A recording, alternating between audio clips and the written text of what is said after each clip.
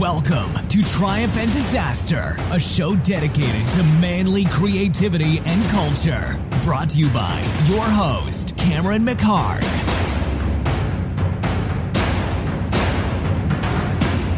Hey guys, it's Cameron McHarg. We're back for another episode of Triumph and Disaster. And this week I have Fred Jourden. I probably butchered his last name, but Fred, we would probably pronounce his last name Jourden. He's from Blitz Motorcycles in Paris. He's one of the two creators and owners of it. Hugo was actually back in Paris. He was here on vacation. If you don't know anything about Blitz Motorcycles, it's the coolest custom motorbike shop in the world, by far, in my opinion.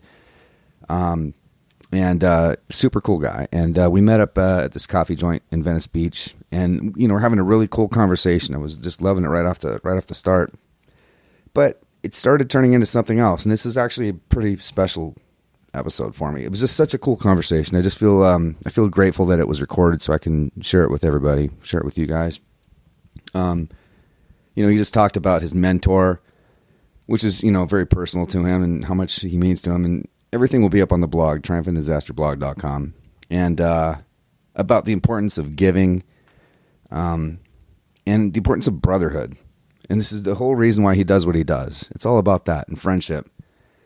And, it really represented what this is all about, He's an artist. He's not going to say he is, but he's an artist. He just wants to claim he's just this blue-collar guy. But he is that too. But that's the whole point of this. You don't have to be categorized like that. And we talk about this in this episode. And I really love it. Hope you guys do too. Here's Fred. All right, so we're on now, and like I said, this is as anybody knows who listens to the show, it's not slick. If you can call it a show, it's really fucking relaxed, and so you can do whatever you need. And so we just met just a minute ago, but we haven't said a word except for I'm going to go get a coffee. So this is the way it is. Hello, exactly. But we've been so you want to introduce? This is Fred. My name is Fred, and I am the co-founder of Blitz Motorcycles, which is a custom garage based in Paris, France. And we meet here in Deus in LA. Deus Ex Machina, like the coolest bike place here, because there's no Blitz here yet. Maybe one day. So I'm super stoked to meet you after all these emails that we exchanged over the last month. And here in the sun in LA is a blessing for me. We've been talking for a long time, actually, emailing for a long time, like maybe something like that, yeah. But we've been, in a weird way, on kind of communicating even longer, a little bit through my friend, Hoos Miller said to say hi, so you guys know each other, sort of. You told me that you knew Hoos contacted us at least 2.5 years ago. Yeah. For a movie he was writing. Yeah. That's right. Yeah, I was going to direct it. It's called City. He was starring in it. Yeah, we were both in it. So it's called City Auto. And hopefully, so Hoos is actually right now, he just, today is the last day. I guess I can talk about it because it's whatever. But he's doing another movie, a smaller movie with Peter Fonda, who I can't say who's interested in maybe being in this movie. It's a motorcycle movie. That much. But we got some cool people I'm really excited about. So in future episodes, we'll talk more about that. But he met Hugo is your partner's name, right? In Paris, I think. He's like my brother. And when Hoos came to Paris, I don't know for what reason, but I wasn't there. His wife is from Denmark, so I think he was just in Europe and traveling around. Yeah. And I wasn't there. I don't know why, but that's Hugo who welcomed him in the garage. That I remember. Yeah. But I wasn't there, unfortunately. Have you talked to him on the phone or anything, or not? I know it's just so Hugo. A lot of time over the emails, like very long emails. Yeah. We described what he wanted to do and how much he would love to have one of our motorcycles in the movie. Yeah. And right away, yes, no problem. That never happened so far, but the day he meets, we're here. Okay, that's recorded. It's set in stone. Yeah. When we say we do, all the time. And that's huge. That's huge because if people aren't familiar with what you guys do, I have a website, triumphanddisasterblog.com, and I'm going to put everything on there. And I'm telling everybody that's listening right now, you guys, it's the coolest shit. It's like the coolest shit and the coolest bikes and the coolest design of everything that you do. The clothes, you guys have these, and I don't get a kickback, by the way, from telling everybody this, but like the t-shirts and everything. It's so fucking cool. Everything. And the videos you guys have, and I'm going to post these up too. There's, I wrote it down. I forget the name of it. Long Live the Kings. That's the one. Yeah. It's a Vimeo staff pick. That's one of the coolest short films I've ever seen, by the way. Yeah. It's not on me, it's on the director of the movie. His name is Clément Beauvais. And the guy who produced it is Arthur de Kersauzon. They are our two super cool guys from France. And we had a chance to make 4 movies with them. Mm-hmm. 4 of them were staff picked on Vimeo every time. Because their guys, they don't know a lot about motorcycle first place. Now they do, but when they came to us, they didn't know. Yeah. They just know about brotherhood. What bromance That's is. perfect. And actually, we build motorcycles, yes, because that's what we love. And we do that because it's our passion, but we are more attracted by bromance. Tell a story with your brothers. What is it going to be? You can use a motorcycle, you can use a bicycle, you can use a car. We don't care. What matters is the journey, the story behind all this. You are with your friends, you're going to have a cool time walking the sunset, and having a little bit of beer or a bit of wine or water for me because I don't drink on the beach. And that would be the best souvenirs ever for the next 10 years of your life. That's what matters. The motorcycle is just a pencil to write a story. That's what we say to all of our customers. We build you a pencil, and now you're going to write your own story with that pencil. You can do whatever you want with that. It's so perfect. This movie is about brotherhood too. I mean, the one that Hoos came to you about as well, not just the one that Long Live the Kings. Yeah, all the movies are about enjoying the times with your bunch of friends. You can be with girls, you can be with boys, we don't care. Yeah. As long as you're enjoying yourself, having fun. Life is too short to have fun. So have fun, be yourself, and that's what matters most. We are being ourselves. By building motorcycles, you can be yourself by playing golf, by singing a song. Right. We don't judge. What matters is, are you happy in what you do? If you're happy, then you are settled down. You know your value. You know your weaknesses and strengths. You accept your weaknesses, and you're going to improve your strengths as much as you can, and you will be a better person. Basically, it's what it is. For us, it went through building motorcycles. How long have you had that attitude about brotherhood, or felt that way? Have you go way back many years, or? I'm going to tell you, I got a very precise souvenir. 2000. Souvenir means memory, right? Sorry, I know a little bit of French.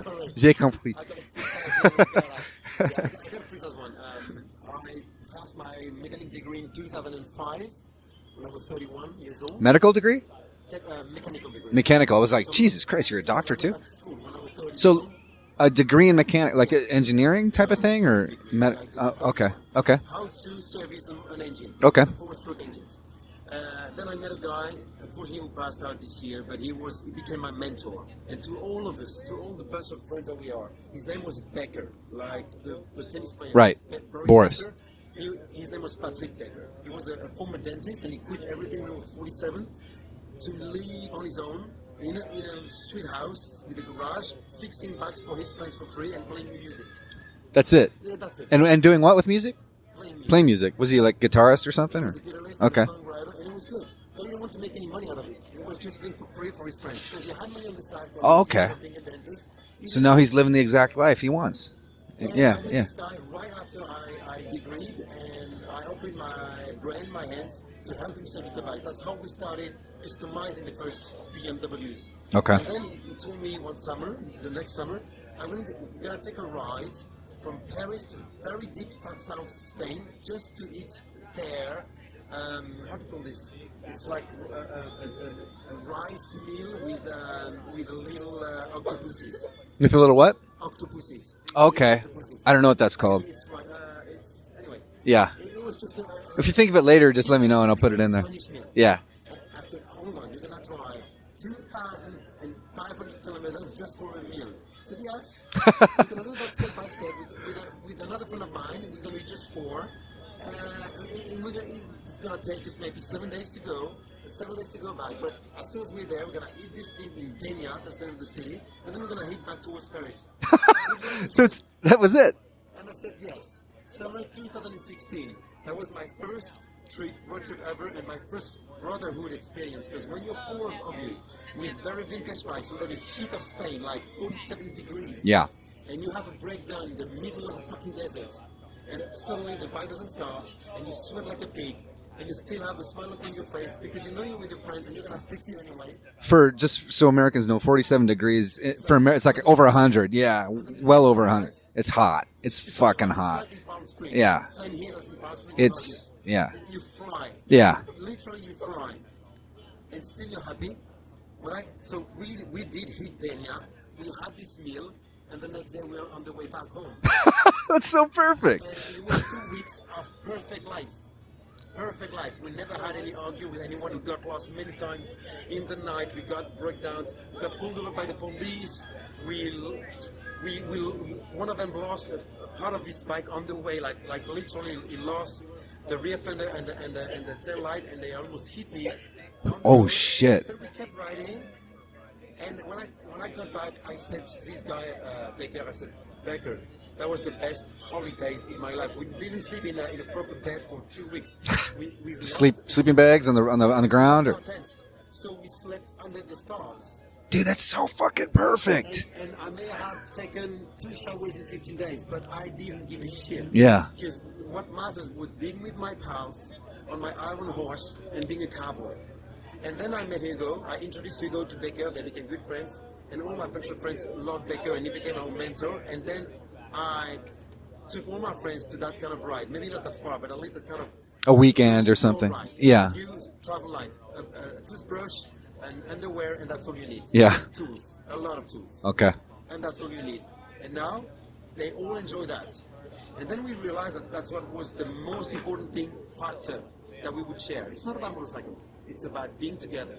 We could do that on horses. We could do, like I said, on bicycles, on cars. What matters is being with your friend and share a moment of truth. That's the moment of truth. So that trip changed your life, literally. Literally, yes. Really. Yeah. And now if you look at the videos again, now that you know the story behind, you will see how happy we are, even though we may not smile on the videos because we are lost in our dreams while we are riding. We see that. Yeah. But we're happy. Like we are genuinely happy. Genuinely happy. And that happens when you're a kid. When you're a kid, you are genuinely happy. Right. When you're an adult, you're no more genuinely happy. Right. You always have something upon your Concerns and worries. Yeah. Yes. The taxes to pay, the school to pay for the kids. But when we ride, we forget about all this. We open a bracket, we're going to live a bit of a life, and we close the bracket and we're back to the normal life. That's what we do. Do you keep this in mind every time that you build a bike? Always. Yeah. Because like I said, a bike is a pencil to write that kind of story. And we expect the customer to go deep into that thing. I'm going to tell you a story. Please, please. About a customer. His name is Jean-Philippe, he's French, and he has a production company called Jawa Production. That's his company, and he's featuring medical movies during medical operations, and he features them worldwide in other hospitals and universities, so that people can see what the doctors are doing. Okay. Very not sexy, but he's making money out of it. Mm-hmm. And he brought us his bike. He said, "Transform it, please, for me." So of course, the name of his company was Jawa, so we went for a Jawa tank. Jawa being a Czechoslovakian brand of the 70s. Okay. So we decided to install in his Kawasaki a Jawa tank and transform the Kawasaki and turn it into a Jawasaki. Huh. Once the Jawasaki was done, we called him and discovered the bike. He loved it. So, you engraved the name of my company in the tank. I said, no, Jean-Philippe. That's a brand of a motorcycle that died years ago. But you happen to have the same name as this company. That's why we went for that tank. So he was very touched by this. And then he left with the bike. And 2 days later, I received an email. When you receive an email from the customer that you gave the bike to, 2 days after, it's rarely a good sign. Okay. It's most of the time, the bike doesn't start. Something's wrong. Something's wrong with the bike. I lost the headlight, whatever it is. So I was kind of frightened to open the email. Yeah. And the email was in French, but I'm going to translate it in English. The title of the email was Ditching School. So what does that mean? What was it again? Ditching school. When you go Ditching school. Okay. What the? And All right. I read this email. It said, this morning, yesterday I couldn't ride the bike, it was raining and I didn't want to go in the rain. Today it wasn't raining, so I took my bike at 8:30 a.m. to my work. It's a 2 month ride. When I hit the front of my office, it wasn't long enough. I didn't enjoy the bike. So I took a tour around the block. After 10 tours around the block, I said, it's not enough. I took a tour around the next 3 blocks. And it was something like, said 10:30 a.m. He said, okay, now I'm going to quit the city and go by the countryside, which he did all day long. And he came back home at 6 p.m. He never stepped a foot in his office, and he said, "That's the first time as an adult that I ditched school. Thank you very much." You see? That's why we made those bikes, for this purpose. Pure freedom. For the people to forget their troubles, their little problems on the daily life, and reach a place where they are genuinely 100% happy. That's why motorcycle is just a tool. It's a tool. Do you think you mentioned about the Iron Horse thing? I just for whatever reason I was just thinking how much I feel like that represents sort of the old American cowboy and a horse thing. That's what it is. You feel like it's very similar? It is. The movies. When you watch the movies, if I don't tell you where we shot them, you will tell me it's made in the U.S. I thought it was actually. It was Spain or something. That's No, it was in Spain. Yeah. And south of France. Okay. What I mean is that but just how it looks has that open spirit. That's nature, right. Big trees, big mountains, lakes, forests. It looks like it could be anywhere in the States, right? And of course, we're inspired by this. That's why we like to be. If we are to be called something, we like to be called the modern cowboys because we don't have the hat, but we do have the horse for sure. Yeah. It's an iron horse. I mean, I feel that. I see that. We talk to them. Believe me, it's crazy. But I talk to my wife after a long day ride. I thank her for still being with me. Yeah. Of course. Yeah. And I say this to the clients. I say, you might take me for a fool, but you will get to that one day. And they all get back to me after a few months. Now I'm talking to my bike too. We get so familiar with it, it becomes like there's no way that you can mistake it. Yeah, right. Of course. That's a beautiful thing. That's, once again, this is exactly what we look for. We don't want this to be just an object made of metal and leather and whatever. It has a soul by itself. It has a DNA. And the idea is to mix this DNA with the DNA of the pilot, and the two become one. And that's where you reach this genuine state of happiness to me. And when you say, and this is interesting to me, when you mix it with that of the pilot, what qualities or aspects of the person do you try to imbue into the bike, and how do you do it? What are some examples? Yeah. This English gentleman called John, he's a friend of ours now, came to us for a bike. He's living in Paris, working in the advertising industry, a brilliant guy. Looks like a dandy, but he's a super rock and roll guy. Uh-huh. Because when you see his arm, he's got a lot of tattoos, and when you see how he behaves in the club, he's a rock and roll guy. Okay. So we said, okay, we're going to have to build a bike that looks dandy-ish, but with a bit of rock and roll attitude in there. How can we do that? Dandy-ish, like a guy who might wear a tweed suit or something? Okay. But I would never go in a club with him because it's going to end up in a fight, maybe. So the next day he's going to go back to his office and work with the best clients like Louis Vuitton or whatever, and be a super gentleman. This guy sounds super cool. Maybe he's listening. You sound pretty fucking cool, man. I love him. And the thing is, after a few exchanges by email, he mentioned the fact that he was born in Birmingham, UK. Okay. Birmingham. And there happened to be, back in the days, a UK brand called BSA that were building rifles and motorcycles. BSA standing for Birmingham Small Arms. Wow. They used to build rifles and motorcycles. So what Like back during the war or something? Or yeah. If you have seen these TV shows from Peaky Blinders, Yeah. I know that one. Yeah. it's in the BSA factory. Okay. Oh, really? Yeah. Okay. But at the time, after World War I, they were only building rifles. They started building bikes in the 50s. And then, of course, the Japanese killed them. Honda, Kawasaki, so they had to turn them down. But the BSA were the coolest bikes ever back in the days. So what we did is that we found a BMW friend because he wanted to go on the road, and for us, the BMW is super reliable. If you break apart, you can find it easily because you got dealers in Europe everywhere. Okay. While BSA is super hard to find. But we found a BSA tank, and we transformed the frame so that it would accept the BSA tank, and the BMW and BSA became the BSW. And it was a perfect mix of gentleman attitude and German rawness. Interesting. And this guy, his job as an advertiser is to find the best quotes for the prints. Like McDonald's, come as you are, that kind of stuff.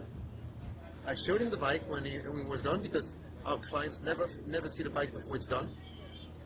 And he said, oh, it's nice. I love it. I said, yeah, now wait for something. This tank was born in the same place as you were born. And then he looked at me and said, I never said that, but I'm going to say it, speechless. He said, I'm never used to not find the perfect quote because that's my job, but here, there's nothing I can say. And then he took the bike and he left. That's what happens. That's amazing, man. Those moments are magic for us because the guy we have in front of us are That's no amazing. more 45 years old, super power man with a lot of people in business that make millions. They are kids on a Christmas day. Yeah. I'm telling you. And that's what we love. How long do you take to, on average, to put one together for someone? We work on 5 bikes at the time, all the time. Is it just you two guys? You and you? Wow. No, hold on. We have suppliers like a painter, Okay.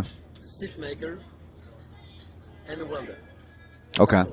But most of the welding now is done in-house by Hugo. But first place, we use the services of a very good welder, and he taught us, and now we got the machine. So let's say the welding is 80% done in-house and 20% by him. Okay. But the design is you two guys. Yeah. Yeah. Just the two of us. And it takes us 5 to 6 months to build 5 machines. Because we completely, 100% dismantle the bike, the engine, everything. There's no more bolts and screws together. We clean everything, we change everything, and then we start from scratch. And then we adapt the tank, which is of course not supposed to be mounted on that bike. So that's why you will never find a BMW tank on a BMW bike. Okay. Never, ever. So I was just going to ask if there are certain things that you always do or certain things that you make sure to never do. Yes. We make sure that we never repeat ourselves. Really? Okay. Every bike is completely unique. Check the website now. Yeah. Around 55 bikes, none of them is the same as any other. None of them. And they're all trying to fit to the person, Always. There's always a bit of to their personality, to whatever, personality. whatever they're interested in. Another story then, so that you can understand. Another Englishman living in the UK this time, another John, comes to us and says, I want to commission you for a bike. Okay. And then there's a list of things to get to know the people. We have a list of questions like what kind of music do you listen to, what kind of food do you eat, what kind of memory. You ask them all those things: music, food, everything. Yeah, where did you live? Where were you born? Because you see, where you were born can define the bike. And in this case, we also asked, what kind of colors don't you like? What kind of colors did you like? He said, I hate red. And what was your favorite game when you were a kid? He said, I used to collect French stickers for French soccer team. I said, what? I had that when I was a kid, because I was in France. He was living in the UK, and he was collecting French teams. I said, why did you collect French team soccer, not English? He said, because my father was working all week in France, so he would give me the French teams. Okay. He would buy them in a 7-Eleven or something like that. I said, okay, good to know. And he said, I hate red. I said, okay, good to know. Then I go in a swap meet on a weekend, and I see this vintage Honda tank, red, with a sticker of one of the best French teams. That's fucking crazy. Back in the 70s. It was It's so perfect. Monaco, like Monaco the city. But in the 70s, Monaco was the big soccer team. So it was 20 euros. I buy the tank from the old man, take a picture, and say to John, I said, John, don't look at the color of the tank, just look at the sticker on the center of the tank. He said, okay, let's go for this one. Because he knew what it was. And he said he hated a red bike, and you can go on the website, on the BMW section, you can see a UK tracker, and the tank is red. And he's riding it. Even though he said he didn't want it in red. Because he loved the sticker more than the color. So we knew it was made. Wow. So That's what we did. are you? I'm just guessing. Are you personally a big fan of things like from the late 60s, 70s, that sort of thing? Just everything, movies, everything. What are some influence? Do you have any influencers that influence your work? Like, what would it be? One of them is the military influence. I love, and Hugo and I love. We are not in favor of war. Making a mistake. We Sure. love peace, but we love war outfit from whatever country it is. Bomber jackets and whatever. Yeah. Swedish, French, German, Italian, because it was meant to last. It was built to last with a proper design back in the days. And you have the patina that comes with it because now we are in 2016. So Yeah. we love that. Couldn't agree more. I'm Hugo likes U.S. workwear, so like vintage Red Wings, Yeah. Oshkosh overalls and stuff like that. That's our inspiration for outfit for sure. As for the rest, we are inspired by vintage trains, vintage sailboats, vintage radio flyers. You know what? Oh yeah, sure. The really Yeah. radio fire little what do we call those? Yeah. The red toy things. And when you go on a swap meet, you use your radio flyer to put all the things. So around your shop, you move shit around on that? Oh, that's cool as shit. So, yeah, we are inspired. I don't say we hate the future, no, because we live with our present and we love the future, but we like what was made back in the days when it was meant to last. Today, if you take an iPhone, in 6 months from now, or in a year from Right. now, it will die on you. Right. And you will agree with that. You will be okay with that. Right. Okay. Well, it's I need time. to buy another one. No, it's not okay. You should be able to fix it. First, it shouldn't die after a year. Right. So what I love with my 1973 Iron horse, which I ride here, which I just bought. You built it yourself, or you bought it? I see it over there behind the bushes. Yeah. It's a 1973 1000cc Harley Davidson in not mint condition, but running. Yeah. So I asked, it's to run. Because it's supposed to. And then, and it's 43 years old and it's still running. Do you know what I mean? I see here Toyota Prius. Do you think it was still running 40 years from now? Shit, I'm no. not sure. Probably not. I'm not sure. Yeah. Do you know what I mean? Yeah. We, as a human being, have this capacity to build things meant to last. And then one day, the marketing team came and said, guys, if our cars last 30 years, we are in trouble because people will never change their cars for the next 30 years. Right. So let's make them obsolete in the next 5 years. So they buy a new one. Yeah, that's what it's all about. So, and that story started with the guy from Philips. You know Philips? The brand Philips and the bulbs. Oh, okay, right. One day an engineer came to the founder of Philips in his office and said, sir, I found a way to make our bulbs last Like 100 years or something. 1,000 hours instead of 100. Yeah. And here is the formula. The legend said that the guy wrote the formula, put it in a vault, and never used it. Yeah. And to the question, why would you do that? He said, because then people will not consume my bulbs anymore. Right. They'll last too long. He had a point, but I just don't agree with that point. Right. So, and here you go. You like things that last. Tell a story. Come with a patina, dents, dust, crashes. Because they tell a story. They do. I have a bunch of things in my mind. Do you have I'm curious, do you guys seem to have, and correct me if I'm wrong, do you have sort of an affinity for the culture in this country? I feel like there's I'm asking, yeah. What do you think that it? What do you think that it represents? Is it that sort of cowboy freedom kind of spirit? I'm going to tell you where I'm in love with LA and less in love with New York, for instance. Okay. Where I've been. Are you here on vacation or? Yes. Yeah. Okay. Yeah. Anyway. Yeah, I'm Okay. vacation. So go ahead. Yeah. Just curious.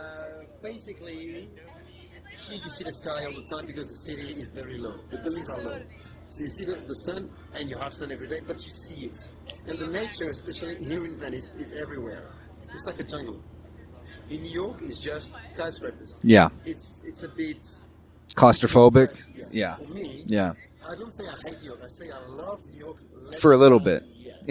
So what I love about this country is that when you take a ride, it's going to be epic in the next 5 minutes. When I see a Chevron gas station, it's epic for me. That's cool. Because I wasn't born here, so it's like being in a movie. Yeah. When I hit Laurel Canyon, it's epic for me.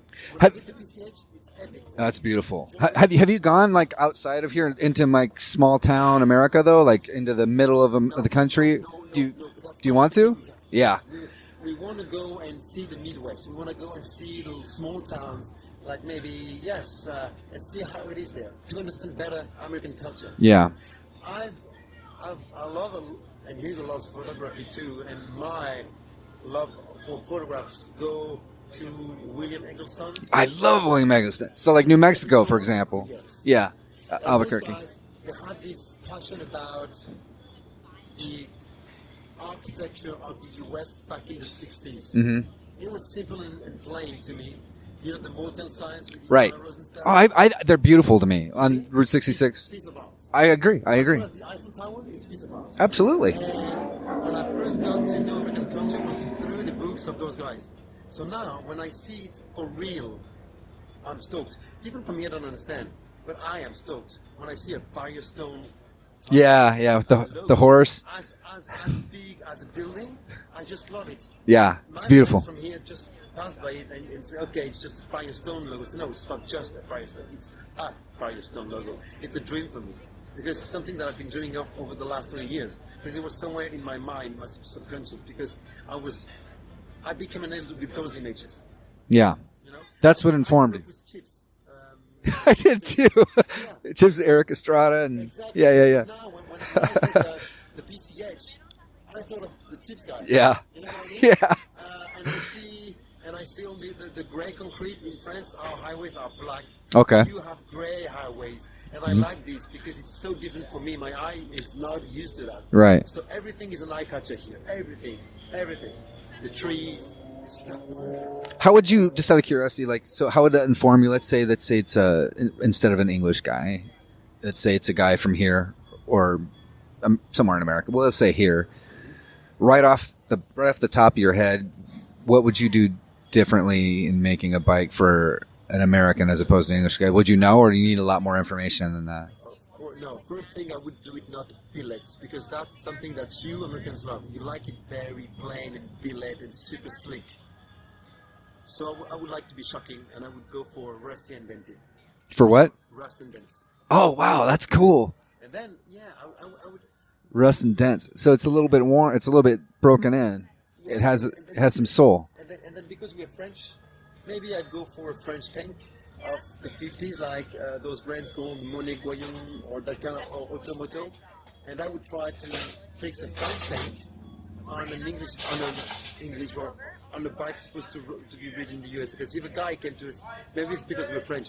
Maybe he wants this French touch. Yeah. In his build. Yeah. And we would put a lot of French touch in there for sure. That's super cool. Yeah, that's what we do. Did you what did you as a kid or growing up? Did you were you an artist of any other kind, or did you do anything creative before you started building bikes? I was really good at Lego, really good at art. Yeah? I was super good at Lego. I'm planning to go to Legoland, by the way. To Legoland? Down in San Diego, I think, or something? I don't know. I think it is, yeah. But I'm going to go there for sure. So you built huge, Lego sculptures? Oh, really? Yeah, Like, back in the days, do you have pictures of it? no. Shit. But back in the days, there were no collaborations between Lego and the big trademarks as Lucasfilms or Marvel Adventures.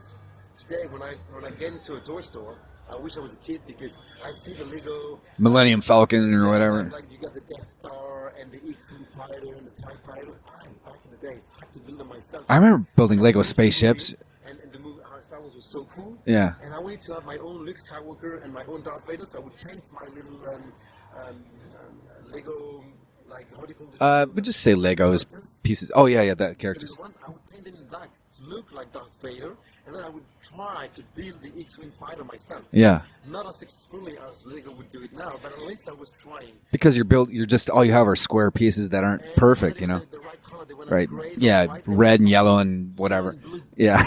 But it wouldn't matter. At least it would have come to shape of the X-Wing Yeah. fighter. So this is how I started. And my father, who was a kid, he was a grown-up, but he had the spirit of a kid, and he would be into remote control cars and boats and planes. So he created a club for kids to build remote control cars and stuff. Holy shit. You got to be grateful to your dad for that. Yeah, that's amazing. I would have tools in my hands, and then we would build, not from scratch, but with those pre-made cars, but we will build some cars, motorcycles, boats, planes, helicopters. My father had, again, 30 toys That he built? with me. That you both built? Mostly him, but Yeah. I would help him. Of Yeah. course, when you're a kid, you don't have the patience to build. You want to use it. Yeah. But you have to build it first. Yeah. So you go through that first phases where you build it, then you play with it, you break it, and then you fix it. Because Okay. your father tells you so. And then came the best TV show ever, MacGyver. But I'm telling you, Right. nothing changed here. Right. MacGyver. But that, MacGyver was my hero. He had an idea. the creative genius. He was chewing gum. Absolutely. And I said, okay, I want to be this guy. And take a mix of all this, blend this. And it's true. That is a mix of those. And it brings to understand better how we mix all these different parts of different culture and different brands and build our own machines. Because it's a mix of all this, I guess. It's just wanting to do something that you have in your mind and that you didn't see before. Yeah. And because you have the craftsmanship to do it, you can achieve it. Yeah. But in the end, the bike that we build are never seen before. And some find them nice, some find them ugly, but we don't care because we made them.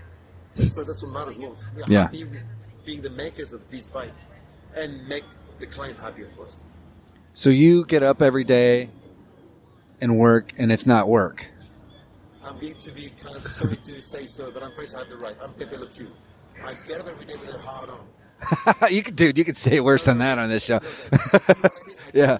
I'm gonna go in the workshop, see my best friend, and together we're gonna move forward on the ongoing projects. And what happens between the morning and the evening is that the bike will have evolved, and we will see this. And at the end of the day, we will be able to say the only two persons who made this are Hugo and I. Nobody else. We owe these to us. Nobody else. When I was working on the internet, I had an idea, and I had to go through the artistic director, and then the graphic designer, and then the programmers to make it happen.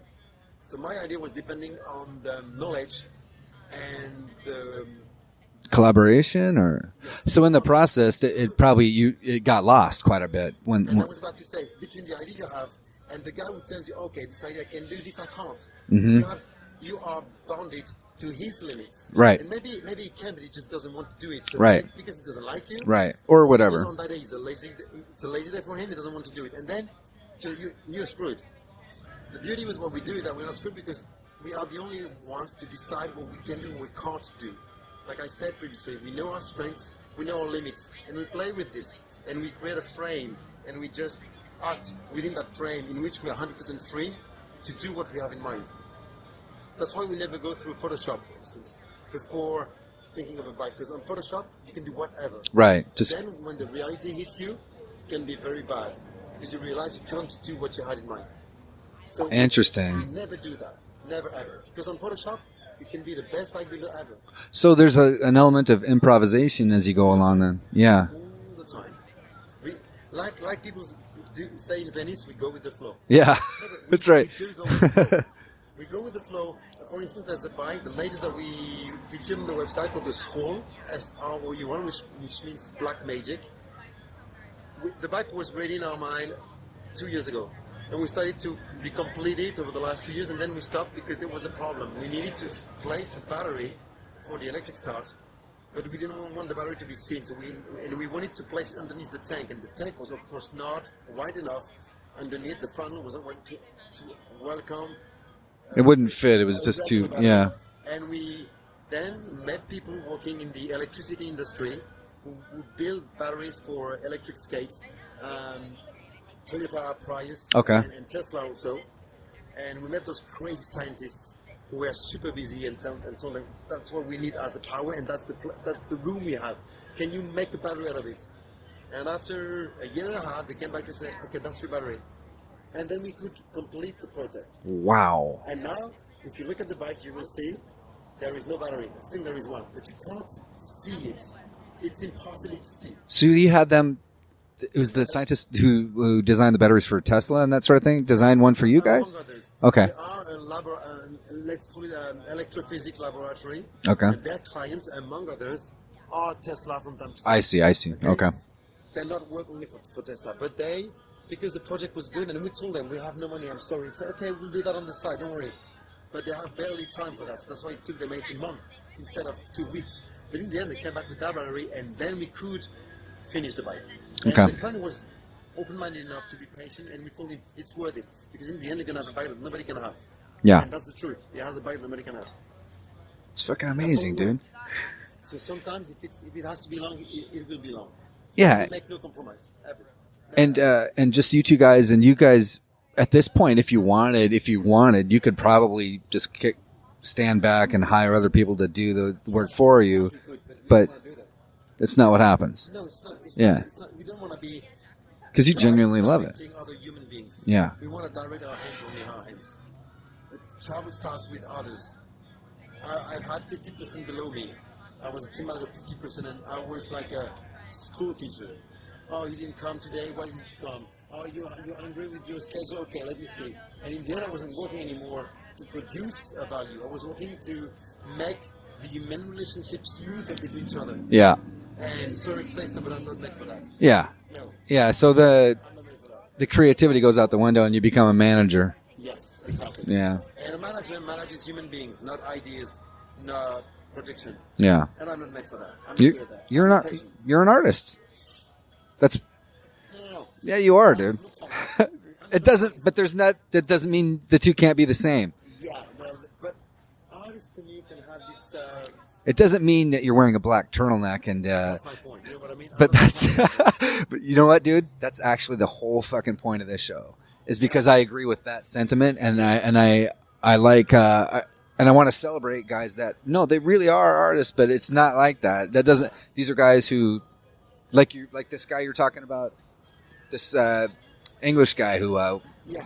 The guy who can. yeah, I mean, I don't think, that's the whole point of it. I hate that image that you just brought up. I resent it. And I think, fuck that. Yeah, exactly. Fuck that. But you did say fuck that. So Yes. and you're, that's why you're on. And I love that you're on. You're perfect. This is exactly what I'm talking about. Yeah.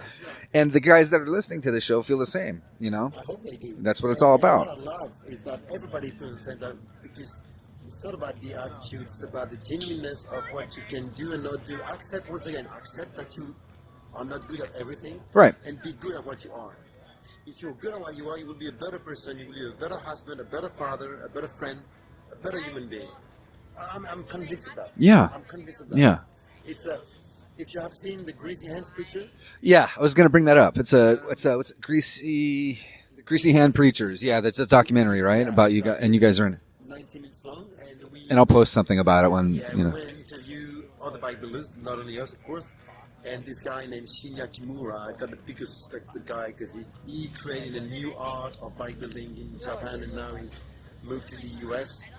And at some point in the movie, he says that because the bikes that he builds only a bike a year. One a year. Wow. One a year. By himself. By hand, yes. And because the bikes are a prolongation of who he is, he realized that it's An extension, I guess. Yeah. Sorry. That's okay. No, but that's exactly what Same. it is. It's an extension of himself. And listen to it because when the guy said so, and when we watched the movie in the theater, everybody was struck by this right away. He said, I realized that the bike is an extension of me. So if I want to build better bikes, I have to be a better person. Okay, when you hear that in Japanese, coming from a Japanese guy who's super shy and doesn't even look at the camera when he says so, you realize that he holds the truth in his hands. The truth is exactly where he's standing now. What he says is the truth. Be a better person, and whatever you will produce will be better. I completely agree, and it's a little bit of a different take on it, but I think that whatever the case may be, because this is about everything. I've talked to actors and whatever, and for that, we'll give that example. Yeah. The way that they live their lives, an actor, or the experience that they've had in their lives, but the way that they live and express themselves, and fully engage in life and feel life, Yes. informs how well they are as whatever they do as an actor or whatever it is. So Exactly. that's how you feel with what you do as well. My best friend was here right now playing paddle tennis. Mhm. He's a French actor, and we ride together and stuff, and we share the same point of view. He, as an actor, he only goes with his feelings. Yeah. That's what he plays with. Yeah. And he says, the older I get, and I think the better I get as a father, as a person, and I realize I get better as an actor. And he's a very good actor. Yeah. He's very famous. I think the fact that he just said that tells me that he's a good actor. I mean, but you don't want to say who it is. You don't have to. That's okay. No. That's fine. But yeah, He's my partner. He's my good. so it's the same philosophy, and you, And when you have this from a guy who has dirt on his hands, Yeah. like grease under his hands, and he says the same philosophical sentence, you realize that this is the truth. There's nothing else here but this. that's exactly fucking right. And you will make better. Really. If you are a better person, whatever you will make, it can be an interview, it can be a song, it can be a game of tennis, it can be a motorcycle, or it can be just a hike in the mountain. It will be better, it will have a better flavor. Because you will enjoy it more, because you will be more complete as a human being. You know what I mean? Yeah. And make no mistake, I'm not a guy who believes in karma and stuff. I don't believe in that. I just believe in being a better person. I'm not trying to convince you to become Buddhist or whatever. Yeah. I don't believe in religions and stuff. I just believe in human being. I'm a humanist.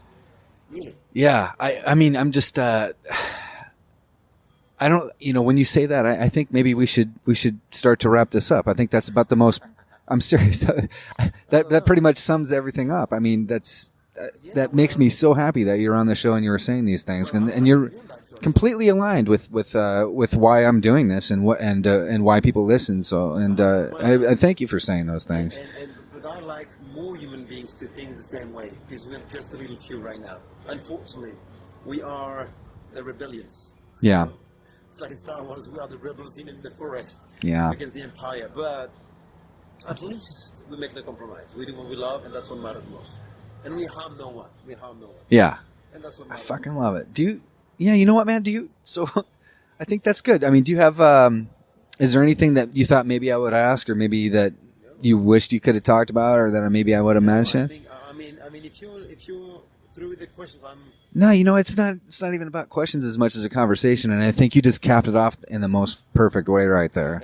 if you're happy with that, I'm happy with I that. love it. Do you, so what's your website, and where can people find you? It's blitz-motorcycles.com. And there's the Instagram, the Facebook, but it says Blitz on, the Instagram is Blitz, right? Blitz Motorcycles. I think it's Blitz Motorcycles all attached. I'll post it on there, but it's also one of the coolest Instagrams I've seen. It is. I'm posting it up. Way cooler. This one's super cool. No. Come on. It's all about They're going to the see it. streets and my vacations in LA. No, it's not. Nah, people will be into it. No. Let the people judge about that. But no. We are just, once again, all we do is genuine. So you can find some pictures of the paddle tennis courts where I used to play within the day. And you will find a picture of this iron head that I just bought to ride here. Yeah. And then you will find some pictures of the ongoing projects in the garage. But yeah, I mean, it's just a part of our daily life. We like to share it with people because people like to share their daily life with us. So it's the next thing. I find it really inspiring, dude. You're living the perfect life, and you're leading by example, and you just told us how. Yeah, you are, man. This guy Becker, I'd love everyone to have known Becker. I mean, he's gone now. It's sad, but he gave us the guidelines. I'm so happy actually that I met a guy. Some guys will never find their mentor in life. Some will live their life without ever meeting a mentor. I had a chance to meet a mentor. Yeah, talk about that for a minute before we go, because that's actually a huge thing, not just but for men in general, because I think, and this is a thing that I really believe in. I mean, in our culture, and when I say ours, I don't mean France and the United States, I mean Western culture. We don't have an initiation into manhood so much anymore. Exactly, you're right. We just kind of glide into it, and we just kind of look around and go, I guess I'm growing up now. Exactly. And so there's nothing there. Exactly. Unless maybe you go into the military or something like that, then that could be, you could say that's, but it's not in the culture. Right. That's a small percentage. And that's so bad because the old ones, the ancients, they have many things to teach us. And once again, this guy, and he never meant to be a teacher of life to me. This mentor, Becker? Yeah. He never meant to be my mentor. He happened to be. I realized that after years. But I just realized that when I was talking to him about, first, of course, the mechanics, because we would build bikes together. And then when we had to go on the road in his car to retrieve a bike that we had bought for a project, for a friend of ours, for instance, we would spend time together talking about life. And then at the end of the 8 hours drive, I would come out of the car and said, oh, I just realized that he enlightened me a bit more about what my future life might be. And then when the question came of switching life, because that's what I did, I shifted. And I talked to him about it, and I said, Becker, do you think it's a good idea to quit this wonderful job I have in the internet, being well paid, and go and try to make a living out of mechanics? He said, I don't think it's a good idea, but do you want to have any regret when you hit 50 and then you can't do anything anymore because you have a mortgage and you have kids to raise? Mm-hmm. No. So do it while you can, and you'll see how it goes. And if it's just not good enough, you can still go back to your previous life. And the thing is that when he passed out and we went to his funeral, he was 70, so there were people that he got to know when he was 20, and we never met those bunch of friends because they were living outside of Paris, outside of France for most of them. And then there was this wonderful woman, because he had 2 girlfriends. He was handsome. He was super good looking. Really. And obviously a really charismatic, cool guy too. Yeah. So. And he had 2 wives. But that's the way he lived. So he was like the Dos Equis guy, basically. Exactly. And I don't think it's a good thing to do, but yeah, that's what he did. And one of his wives was there for his funeral, and we never met her, never ever. He would mention her name, but never met her. And when we arrived, she came to me, ran the spot and said, "Hello, you are Fred?" I said, "Yes." She says, "I know you. You don't know me, but I know you." I said, "Why would you know me?" "Because I'm Becca's, one of Becca's wife." That's how she introduced herself. Wow. I said, "Okay." And she said, "It's okay. I know you had another woman," and we talked about it, and I was okay with that. Okay. And I said, "But how would you know about me?" And then she pointed Hugo, pointed all the friends around, and said, "This is Cyril, this is Hugo, this is him." I said, "But you know all of us." She said, "Yes." Because Becca was super proud of all of you. Oh my God, that's gonna make me cry, man. I said, "Well, what are you talking about?" How did you? There was this TV show where we were interviewed, and we brought the cameras to Becca's place because it was important for Hugo and me that the people know where we're coming from. So Becca was part of the interview. And of course, when the interview was done and it was featured on TV, because I don't give a fuck. But the truth is that he showed this interview to this woman 3 times on the internet. And he was very proud to be part of this interview, but he would never say it. And so she said, "Yeah, Hugo, Becca was very proud of Hugo and you, of what you became, of what you created." Even though he was always mocking us, like, "Oh, the Blitz, the king of marketing," and that's what he would say, "You're the king of communication, the king of marketing. I see your face in newspapers, but you're never at the workshop." He would tease us a bit, but that was his job, right? Yeah. But the truth is, he was super proud of us, and he never had any kids, and we were his kids in a way. And that's where I think that I realized that he was a mentor to me. He was like a father to me because I was like a son to him. Yeah. And I love this feeling of transmission, of him showing us the path. Right. Whether we're going to go or not, he doesn't care. At least he did his job. He showed us a way. Right. We decided to go the same way. But he wouldn't have judged me if I had decided to stay on the internet and keep my passion for mechanic as a passion. Right. But I decided to make a living out of it. Maybe he would have done differently, but he was just simply proud of this. Proud of this. Yeah. And being proud of someone, genuinely proud of someone, is super rare once again. Yeah. And I say that I can say that I will be accomplished myself one day when I will be super proud of someone genuinely. So my thing here is that the next step for me might to become a mentor. I was just gonna ask if you, father yeah, and or mentor, yeah, a guide for someone. That will happen. I'm not in a hurry for this to happen, but the day that happens, my first thoughts will go to Becker, because for sure I will step in his feet. Yeah, step into his shoes. I will step into his shoes at that very moment. When it's right. Yes. And for you and for the mentee. And for the yeah, apprentice, right. Kind of. Exactly. The apprentice. Yeah, exactly. Yeah, that's my feeling about life. Also, transmission. You need to give. To receive, you need to give. He gave me, I'll give back one day. To someone who deserves it for sure. So I will choose patiently and drastically. The choice will be drastic. There will be no failure. I will have to choose the right person. But yeah. It's like magnets. You get attracted. That's exactly right. You get attracted. We attract people. It just happens. Yeah, it's just. We attract people. It's in our DNA, I'm sure. Dude, this conversation went to places I never, no, please don't apologize. I couldn't be more happy with it. I'm blown away. And I mean, and I'm just talking. I mean, I'm not even talking about this fucking, sorry guys, I'm not even talking about the fucking show right now. This is a great conversation. I'm just so glad that we were able to share it with whoever hears it. I hope that the people will listen to our comprehensive with this kind of thing. I don't want them to be sad because it's not that big. No, it's not. Well, people that will hear the right thing if they need to hear the right thing, and they'll. But do you happen to have would you mind? Is there maybe a photo of Becker I could put up there, or that you might have? Or you can send it to me later, and I'll put it on the blog. You don't have to right now. Sure, I'll see him right now. Sorry for the guys who are not connected on our Instagram. But it'll be up there. triumphantdisasterblog.com. I'm going to show you so that you see. When I say he was handsome, there's no lie here. You're going to see. Becker would appear. Hold on. I was a big. Yeah, I had one as well when I was younger, and I think about him all the time still, man. And I haven't seen him since I was probably like 23 or something like that, or 24.